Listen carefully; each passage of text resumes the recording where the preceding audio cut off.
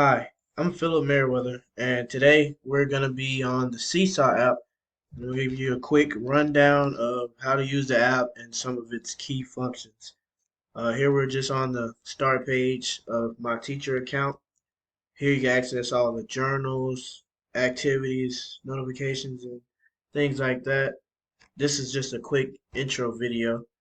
This is where you can see your class. You can create a new class. This is the class I created. And obviously I don't have any students yet, but that's how you'll find it. And then this is where you select your school, like I discussed in the PowerPoint. Um, Here you can see classroom activities if you assign any.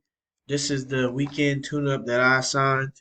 This is where students would add their responses for whatever assignment that you've given. This is where you can add responses, post student work, or a specific activity that they could do on the website. Um, this is the library where you would find example lessons from other teachers, like in your own community, or just you could search specific activities that you might want to look at.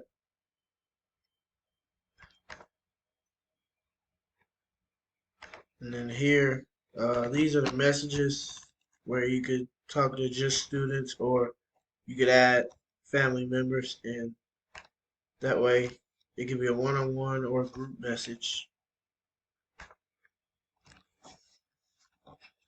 This is the calendar.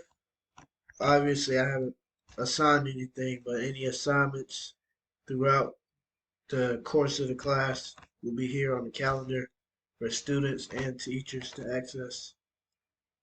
And this is another part where you can add families, where you add students and then you add their parents after you did that. And yeah, that's pretty much a quick rundown of Seesaw and easy ways you could navigate and use it.